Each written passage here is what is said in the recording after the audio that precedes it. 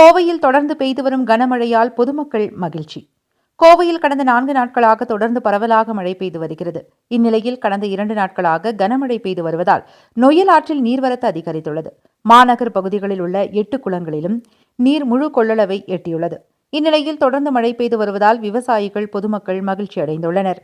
அதேபோல நீர் தேங்கும் பகுதிகளை கண்டறிந்து நீரை அகற்றுவதற்கான பணிகளில் மாநகராட்சி ஊழியர்கள் ஈடுபட்டு வருகின்றனர்.